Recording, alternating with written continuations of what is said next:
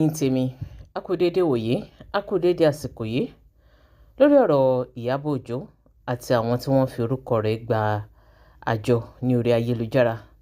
Èyí tó ń lọ káàkiri láti bí ọjọ́ bíi mélòó kan báyìí, òun la fẹ́ sọ̀rọ̀ lé lórí. Èmi fẹ́ rí bí ẹni wípé gbogbo ọ̀rọ̀ tó ń lọ káàkiri yìí, ó wu Ìyábọ̀ Òjó. Ó dàbí ẹni wípé Ìyábọ̀ Òjó fẹ́ràn bọ́n ṣe ń drag orúkọ rẹ̀ káàkiri. Ó fẹ́ẹ́ jọ bí ẹni wípé bí wọ́n ṣe ń drag ẹ̀ lọ́tùn lósì yìí, ó ń mú owó wọlé fún un, ó ń fún un nígbéga. So ọ̀rọ̀ ó ń dùn mọ́ bí gbogbo ẹ̀ ṣe ń lọ. Àwa tá kàn ń pariwo, tá ń ké lọ́tùn lósì, tá ń pariwo wípé wọ́n ń ṣépè fún un, wọ́n ń ṣépè fọ́mọ rẹ̀, wọ́n ń ṣépè fọ́mọ ọmọ rẹ̀ tó ń ká wa lára gẹ́gẹ́ bí abiyamọ. Tí ọ̀rọ̀ náà ń dùn wá, òun là kàn ń rí bí nǹkan tí ò bójúmu. Ṣùgbọ́n lọ́dọ̀ Ìyábọ̀, ọ̀rọ̀ náà ò jámọ́ nǹkan kan lọ́dọ̀ rẹ̀ torí wípé àwọn nǹkan tó ń rí gbà nínú bí wọ́n ṣe ń drag orúkọ rẹ̀ yìí ó tẹ́ lọ́rùn. Torí tí ò bá tẹ́ lọ́rùn, ẹ̀yin náà wò ó, dídí celebrity Ìyábọ̀ Òjó. Téèyàn bá tiẹ̀ wá sọ wípé èèyàn fẹ́ máa fa àwọn èèyàn mọ́ra, ó láwọn kan ó gbọ́dọ̀ ní limit. Ó láwọn kan tí wọn ò tiẹ̀ gbọ́dọ̀ bá ẹni tó pera rẹ̀ ní celebrity láàrin wọn. Ó láwọn ìwà kan tá a gbọ́dọ̀ máa bá lọ́wọ́ wọn. Ó láwọn ìṣe nǹkan tí ò tiẹ̀ yẹ ká máa bá lọ́wọ́ irú Ìyábọ̀ Òjó tó jẹ́ A-list actress. Bẹ́ẹ̀ ni, torí àwọn nǹkan kan tá à ń rí lẹ́nu ọjọ́ mẹ́ta yìí nípa Ìyábọ̀ Òjó lọ́pọ̀lọpọ̀ gbà ó máa ń dùn èmi in particular because nígbà míì ibi téèyàn bá gbé èèyàn sí téèyàn ò bá bá èèyàn ń bẹ̀, ó máa ń dùn yàn lọ́pọ̀lọpọ̀ ìgbà. Níbi ọjọ́ bíi mélòó kan, mo gbé update kan sí orí page mi lórí Facebook. Ọ̀pọ̀lọpọ̀ àwọn èèyàn wọn ò mọ̀ tó mọ update yẹn. Ṣe ni wọ́n ń rò pé bóyá Lizzy Anjorin ni mò ń rí fáàsì. Lizzy Anjorin kan ni mò ń rí fáàsì bí kò ṣe wípé àwọn ẹni tí Ìyábọ̀ Òjó tó mú mọ́ra, tó sì lè jẹ́ kí àwọn tó mú mọ́ra yìí kó tó ṣokùnfà wàhálà míì sí lọ́rùn. Òun ló jẹ́ kí n ṣe update tí mo ṣe. Àfi bẹ́ẹ̀ ni pé mo mọ̀ wípé ọ̀rọ̀ náà ó padà wá yíwọ́. Àfi bẹ́ẹ̀ ni pé mo mọ̀ wípé wàhálà ó padà wá dìde lórí ọ̀rọ̀ àwọn tó lòun mú mọ́ra yìí. Tá a bá ní ká bẹ̀rẹ̀ níbi tí ọ̀rọ̀ Ìyábọ̀ Òjó ti bẹ̀rẹ̀, kí ẹ̀yin èèyàn kẹ́ lè rí reason tí mo fi sọ̀rọ̀ tí mo sọ síwájú yìí. Ẹ rí i pé lórí ọ̀rọ̀ Fọlá, níbi tí ọ̀rọ̀ Fọlá ti bẹ̀rẹ̀, Fọlá tí gbogbo wa mọ̀ tó jẹ́ ìyálé Lizzy Anjorin, tó jẹ́ wípé bóyá látàrí wípé Lizzy ó fẹ́ yan Fọlá jẹ nígbà náà lọ́hùn tó gba ọkọ rẹ̀, tí ọkọ náà sì kúrò lọ́dọ̀ rẹ̀ tó kọ ọmọ sí i lọ́dọ̀, kò tọ́jú ọmọ, kò tọ́jú ilé, kò sanwó ilé, kò sanwó nǹkan kan.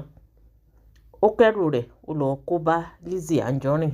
Lẹ́yìn ìgbà tí Lizzy gba ọkọ Fọlá tán, èyí tó wá jẹ́ kí gbogbo ayé máa pariwo ni wípé ó gba ọkọ èèyàn tán, o ò tó fẹ́ rí, o ò fẹ́ rí mi rẹ̀ látàn, o tó fẹ́ kó kúrò nílé ayé fún ọ. Kí ló tún fẹ́? Bó ṣe ń ṣépè fún arábìnrin yìí ló ń ṣépè fún àwọn ọmọ rẹ̀. Ọ̀rọ̀ yìí ni gbogbo abiyamọ ayé rí tí wọ́n fi wò pé àṣejù Lizzy ó ti pọ̀ jù. Èpè láàárọ̀, èpè lọ́sàn-án, èpè lálẹ́. Eléyìí ló fà á tóun àti Ìyábọ̀ Òjó tó fi di wípé ìjà wọn ó di oníranto tó fi di wípé ojoojúmọ́ ni Lizzy Anjorin tó ń gbé Ìyábọ̀ Òjó ṣépè. Orí ọ̀rọ̀ yìí náà la wà tí Priscilla tó fi bímọ, tó fi ṣèyàwó. Lizzy ò sọ wípé Ìyábọ̀ Òjó nìkan ló ń bá jà, ó tún mú ti Priscilla mọ́. Ó mú ti ọkọ rẹ̀ Juma Juice, ó mú sí i. Ọmọ tí wọ́n tún bí gan, ó tún mú sí i. Gbogbo àwọn èèyàn ló ń pariwo káàkiri wípé tó o bá ń bá ìyá jà, ṣó yẹ kó tó máa bọ́ ọmọ jà, kó tó máa bọ́ ọmọ jà, ó tó ń bọ́ ọkọ ọmọ náà, ó ń bá a jà. Àṣejù rẹ̀ ti pọ̀ jù. Lọ́pọ̀lọpọ̀ àwọn èèyàn tí wọ́n fi dẹ̀yìn lẹ́yìn Lizzy Anjorin tí wọn ò fi fẹ́ bá a ní nǹkan kan ṣe papọ̀. Ṣùgbọ́n síbẹ̀síbẹ̀ Lizzy Anjorin ò dẹ̀yìn o. ẹ̀yin ẹ wá wò ó pẹ̀lú báwọn èèyàn ṣe wá ń pariwo lọ́tún lósì pé kí Lizzy Anjorin kò fi Ìyábọ̀ Òjó lẹ̀. Ǹjẹ́ ó wá yẹ kí Ìyábọ̀ Òjó kó tún máa wá wàhálà kún wàhálà? Ọ̀tọ̀ lọ̀rọ̀ Mohbad tó wà ńlẹ̀, ọ̀tọ̀ ní ti Wùmí táwọn èèyàn ń pariwo wípé ó fa Wùmí mọ́ra, ó ṣe gbá, ó ṣàwo. Gbogbo wa náà la mọṣẹ́ tí Ìyábọ̀ Òjó yàn láàyò yàtọ̀ sí wípé bóyá ó jẹ́ actress. Ó tún jẹ́ ìkan lára àwọn ajàfẹ́tọ̀ọ́ ọmọ ènìyàn. Bẹ́ẹ̀ ni kò kí ń fẹ́ kí Ìyábọ̀ ò kí ń fẹ́ kí wọ́n yan ẹnì kankan jẹ rárá. Ṣùgbọ́n lẹ́yìn gbogbo ọ̀rọ̀ tó ti wá ṣẹlẹ̀ yìí tí àwọn èèyàn sì ti pè lọ́tún lósì wípé kó má dá sí gbogbo nǹkan tó bá ti ń ṣẹlẹ̀ lórí ayélujára tó bá ti ń di wípé bóyá à ń jà fún ẹ̀tọ́ ọmọ ènìyàn pé kó má dá sí mọ́, torí pé gbogbo àwọn èyí tó ti dá sí tẹ́lẹ̀ wàhálà ni àwọn ọ̀rọ̀ yìí fà sí lọ́rùn ẹ̀yin èèyàn. Ṣé la lérò wípé Ìyábọ̀ Òjó yóò jáwọ́?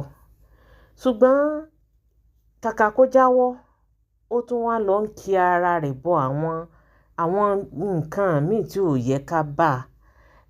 yẹ ká bá irú Ìyábọ̀ Òjó nínú rẹ̀. Ẹ̀yin náà wò níbi nǹkan bíi oṣù bíi mélòó kan, ọmọbìnrin kan ní orí Facebook tí wọ́n ń pè ní Alábìkẹ́. Alábìkẹ́ yìí ó ti fìgbà kan bá Lizzy Anjorin ṣe. Nígbà tí ò wá bá a ṣe mọ́, Lizzy Anjorin lọ rìpọ́ọ̀tì péèjì ẹ̀ látàrí wípé àwọn fídíò rẹ̀ kan tó ti gbé. Lárí ọmọbìnrin yìí ó gba ọ̀dọ̀ Lizzy Anjorin lọ, ó lòun lọ bẹ Lizzy wípé kí Lizzy kó jọ̀ọ́ kó bóun rìlíìsì péèjì òun. Kódà nígbà tó tún lọ bẹ Lizzy gbé machine ó gbé fún un. Nígbà tó wá padà dé, mo lérò wípé Lizzy Anjorin kò papà rìlíìsì péèjì ọmọbìnrin tá à ń pè ní Alábìkẹ́ yìí fún un lẹ́yìn ìgbà tó bẹ́ẹ̀. Gẹ́gẹ́ bí nǹkan tí Alábìkẹ́ sọ, ó ní ṣe ni Lizzy sọ fún òun pé kóun máa jà fún òun lọ, ṣùgbọ́n òun sọ wípé òun ò lè jà fún un.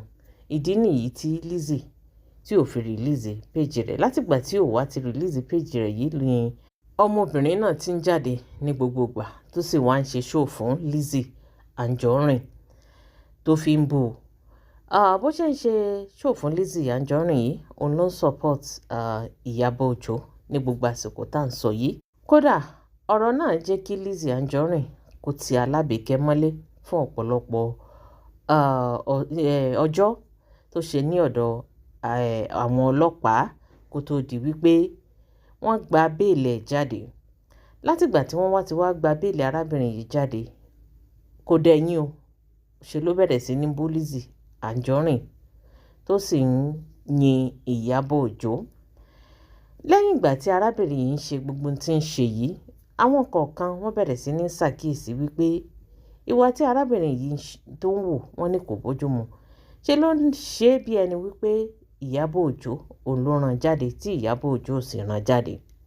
Ọ̀pọ̀lọpọ̀ ń pe àkíyèsí Ìyábọ̀ Òjó. Lẹ́yìn ìgbà tí ó ṣe ti Ìyábọ̀ Òjó tán, nígbà tí fíìmù Tóyìn Abraham ìyẹn Oversabianti tó jáde ní ẹnu ọjọ́ mẹ́ta yìí, ó bẹ̀rẹ̀ sí ní bá Tóyìn Abraham ó bẹ̀rẹ̀ sí ní polówó fíìmù ẹ̀. Níbi tó ti ń polówó fíìmù yìí, kódà nígbà tí wọ́n fẹ́ ṣe film premiere fíìmù Oversabianti, ṣe ló bẹ̀rẹ̀ sí ní sọ fáwọn èèyàn pé káwọn èèyàn ó dáwó kí wọ́n ra tíkẹ́ẹ̀tì kí wọ́n lọ bá Tóyìn Abraham kí wọ́n lọ bá wo fíìmù ẹ̀ ní sinimá. Gbogbo nǹkan tó ń ṣe lásìkò yìí ló jẹ́ kí Tóyìn Abraham ó notice ẹ̀ wípé ọmọ wo ló ń bọ̀ ń polówó fíìmù yìí, tó sì jẹ́ wípé nígbà tí wọ́n pàdé ní film premiere, Tóyìn Abraham ó bá ya fọ́tò gẹ́gẹ́ bí ìkan lára àwọn olólùfẹ́ rẹ̀.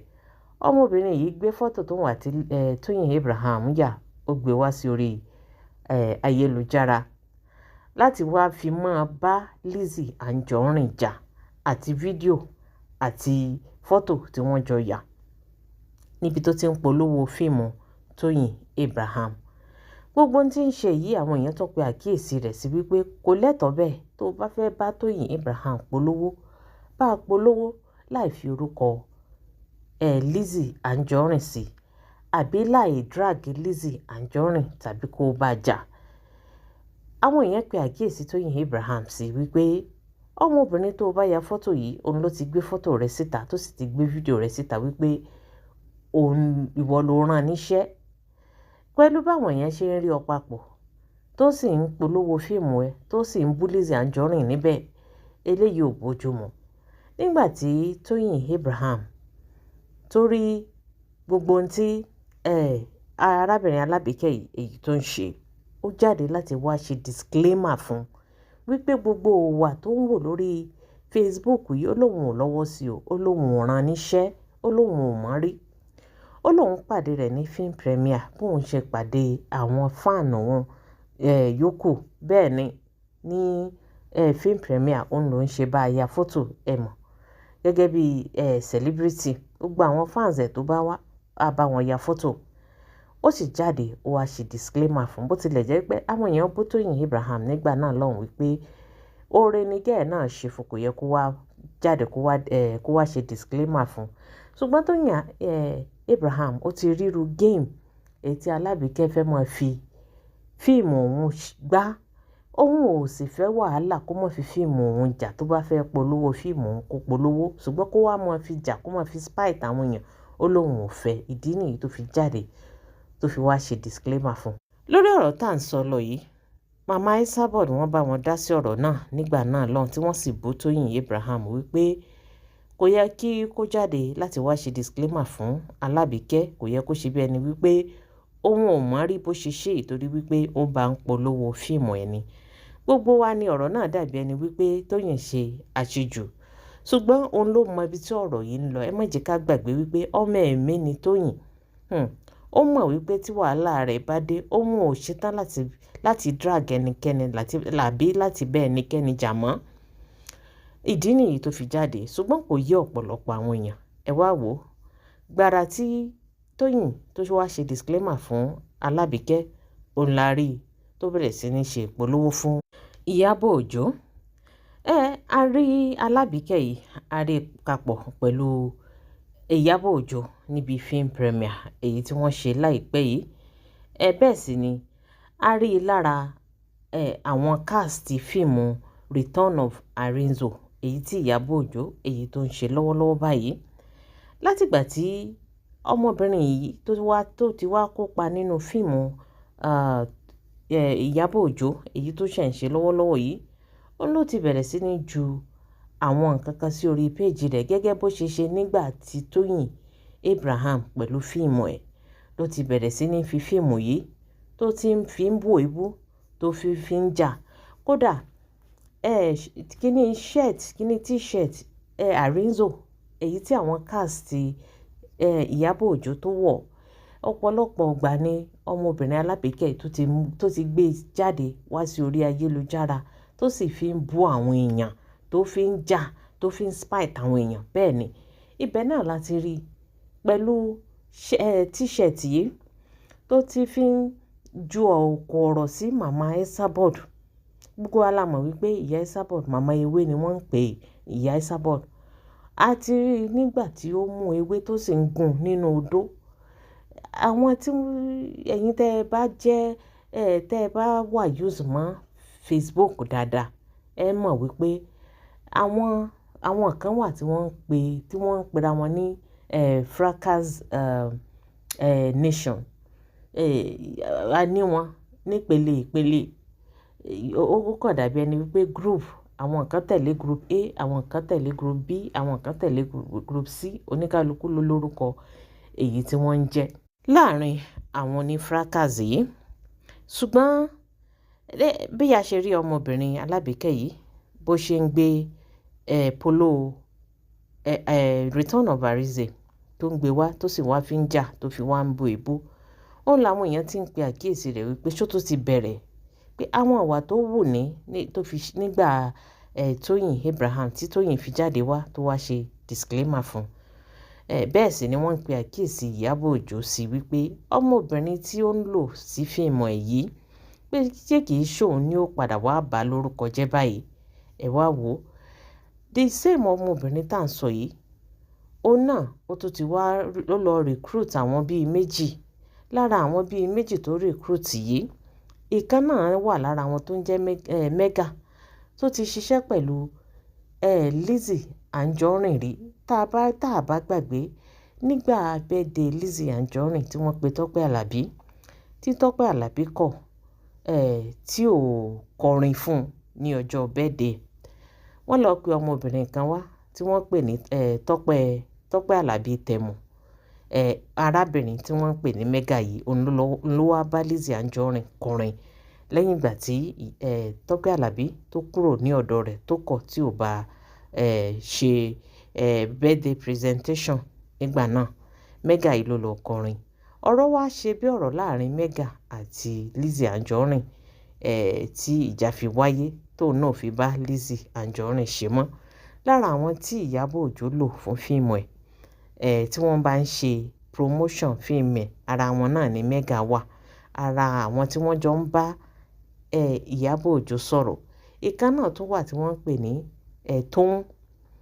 Tóun yìí ó ní Alábìíkẹ́ wá lọ bá ṣí péèjì tí wọ́n wá lọ bá ṣí yìí, wọ́n wá pe orúkọ péèjì náà ní Ìyábọ̀ Òjó fan page.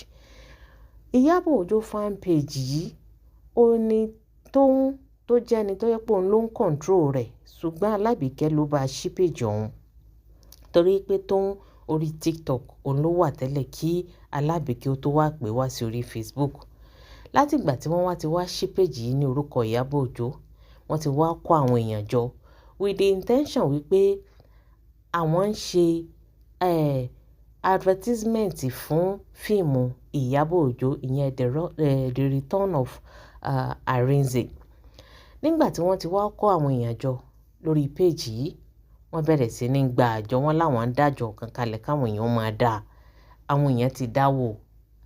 Àjọ náà ló wá jẹ́ nǹkan tó wá fa wàhálà lónìí báyìí tí wọ́n wá ń fi orúkọ Ìyábọ̀ Òjó sí tí wọ́n ń drag rí wípé lẹ́nu bí ijọ́ mẹ́ta báyìí Ìyábọ̀ Òjó ó gbé nǹkan kan sí orí péèjì rẹ̀ láti disclaimer wípé òun ò ṣí péèjì kankan pẹ̀lú orúkọ òun láti máa gbàjọ, òun ò mọ̀ nípa àjọ kankan. Ẹnikẹ́ni tí ó bá ń fi orúkọ òun ṣí péèjì láti lọ máa dúpọ̀ àwọn èèyàn láti lọ máa gba àjọ, ó ló òun ò rán ẹnikẹ́ni níṣẹ́ o, kí àwọn èèyàn kí wọ́n wà aware, ó wá ṣe disclaimer ẹ̀yin tèmi. Ṣùgbọ́n àwọn these same ladies, Ìyábọ̀ Òjó ó ń fà wọ́n mọ́ra, ó ń bá wọn ṣe, ṣó yẹ kó rí bẹ́ẹ̀. Bó tilẹ̀ jẹ́ wípé kí ọ̀rọ̀ yìí ó tó dé stage tó dé yìí, àwọn èèyàn ti ń pe àkíyèsí Ìyábọ̀ Òjó wípé àwọn ọmọ tó fà mọ́ra yìí, àwọn ọmọ yìí ni ó padà wá tún kó ìdẹ̀tí bá. Wọ́n sì ń jókòó mọ̀ wípé yóò padà wá kó rẹ́dẹ̀rẹ́dẹ́ bá. Ṣùgbọ́n Ìyábọ̀ Òjó kò ṣe nǹkan kan nípa rẹ̀. Ọ̀rọ̀ tí àwọn èèyàn wá ń pe àkíyèsí rẹ̀ sí nígbà wọn kó tó di wípé ó bẹ̀rẹ̀ sí ní recruit àwọn ọmọ yìí tó ń kó wọn mọ́ra, tó ń kó wọn sínú fíìmù tí ò tiẹ̀ yẹ kó rí bẹ́ẹ̀ in the first place. Nígbà tó kọ́kọ́ ṣe fíìmù Làbákí Olódodo tí ò kó àwọn ọmọ orí fracas yìí síbẹ̀, ṣé kò tà? Ṣé dandan ni kí Ìyábọ̀ Òjó kó máa bá àwọn ọmọ fracas ṣe? Ṣé dandan ni kí Ìyábọ̀ Òjó kó máa bá gbogbo àwọn ọmọ èyí tó bá ti gba abẹ́ Lizzy Anjorin kọjá, ṣé dandan ni kó máa bá wọn ṣe, kó máa ní nǹkan bá wọn ṣe papọ̀? Lóòótọ́ adult ni Ìyábọ̀ Òjó, a lè control bó ṣe fẹ́ ṣe ayé àbí àwọn ìgbésẹ̀ tó gbọdọ̀ gbé. Ṣùgbọ́n àwọn Yorùbá ní pa á lónìí, pa á lọ́la. Tírú ojú bẹ́ẹ̀ tí ò bá fọ́, bàìbàì ni ó máa wò, ó ti wá ń di gbogbo ìgbà. Ìyábọ̀ Òjó lọ́tún, Ìyábọ̀ Òjó lósì, kí ló dé? Ṣó náà kì í sinmi wàhálà ni? Ìdí nìyí tí mo fi sọ wípé pẹ̀lú gbogbo ohun tẹ̀mí rí, ṣe ló dàbí ẹni pé Ìyábọ̀ Òjó ń gbádùn bí gbogbo nǹkan ṣe ń lọ, bó ṣe ń drag lọ́tún lósì. Bóyá ó rí pé bó ṣe ń drag òun, bẹ́ẹ̀ náà làwọn èèyàn mọ̀ ọ́n sí, bẹ́ẹ̀ náà lòun ń pawó sí. Ṣùgbọ́n ṣó yẹ kó rí bẹ́ẹ̀? Celebrity mélòó òun ló gbéra rẹ̀ wálẹ̀ bí Ìyábọ̀ Òjó ṣe ń gbéra rẹ̀ tí wọ́n ń fà á lọ́tún lósì, tó sì jẹ́ pé gbogbo ìgbà lórúkọ rẹ̀ ń jáde ní gbogbo nǹkan tí wọ́n bá ti ń ṣe ní orí ayélujára. Ṣó yẹ kó rí bẹ́ẹ̀? Àwa tá a jẹ́ olólùfẹ́ rẹ̀ kò ní tẹ́ wa lọ́rùn bí wọ́n ṣe ń fa orúkọ rẹ̀ lọ́tùn tán ń fà á lósì tí wọ́n ń ṣépè fún òun àti àwọn ọmọ ọmọ rẹ̀ lójoojúmọ́ kì í ṣe nǹkan tó dáa rárá. Ṣùgbọ́n kàkà kí Ìyábọ̀ Òjó kó dẹ̀yìn lẹ́yìn gbogbo ọ̀rọ̀ tó bá ti jọ mọ́ Lizzy Anjorin, irọ́ o. Ìgbà náà ni Ìyábọ̀ Òjó tún lọ ń fa àwọn ọmọ tí ò yẹ kó fà mọ́ra, àwọn ọmọ onídọ̀tí tí wọ́n ń kó dọ̀tí tán kó rẹ́dẹ̀rẹ́dẹ́ bá. Ẹ̀yin náà wò. Irú Àbíkẹ́ yìí kó jáde kó mọ sọ wípé nítorí Ìyábọ̀ Òjó òní Lizzy Anjorin tó fi tì ó mọ́lé. Ẹ̀yin náà gbọ́ irú ọ̀rọ̀ báyìí. Bó tilẹ̀ jẹ́ wípé gbogbo ìgbà tí arábìnrin yìí ń jà, Ìyábọ̀ Òjó rán níṣẹ́ nígbà náà lọ́hùn. Ṣùgbọ́n pẹ̀lú gbogbo ohun tí ń ṣẹlẹ̀ báyìí, tí ọmọbìnrin yìí sì jáde tó ní Ìyábọ̀ Òjó ń pè òun nígbà tí ọ̀rọ̀ alájọṣe àjọ yìí dé, tí wọ́n sì ti rí pẹ̀lú Ìyábọ̀ Òjó, tí wọ́n rí pé ó wà lára àwọn káàsì, tí wọ́n rí pé ó wà lára tí wọ́n ti rí papọ̀ tán jọ ṣe fíìmù, tí wọ́n jọ ya fọ́tò tán jọ ṣe oríṣiríṣi papọ̀. Ìgbà wo náà ni wọn ò ní sọ wípé òun ló rán síta kó wa mọ bú Lizzy? Èmi ò rò wípé Ìyábọ̀ Òjó nídìí gbogbo eléyìí. Ìyábọ̀ Òjó ó ti fún àwọn èèyàn láyè láti jẹ́ kí wọ́n access ẹ̀ jù. Ó ti kò sí restriction. Gbogbo èèyàn ló ń bá a ṣe. Ó dáa bẹ́ẹ̀. Ṣùgbọ́n àwọn tó bá ti rí wípé wọ́n ti gba ọ̀dọ̀ Lizzy kọjá láti fi avoid àwọn nǹkan kan àbí láti fi kó mọ́ dàbí ẹni pé ọ̀rọ̀ Lizzy kó mọ́ fi ṣẹ mọ́ lára, kò yẹ kó ní nǹkan kan bá irú àwọn ọmọ báyìí ṣe. Ẹ wá wò bí wọ́n ṣe ń drag orúkọ rẹ̀ lórí Facebook lọ́tùn lósì. Gbogbo irú ìwà bá àwọn ìwà ìdọ̀tí tí ò yẹ ká máa bá pẹ̀lú Ìyábọ̀ Òjó ni. Ní tèmi o, ẹ̀yin tèmi.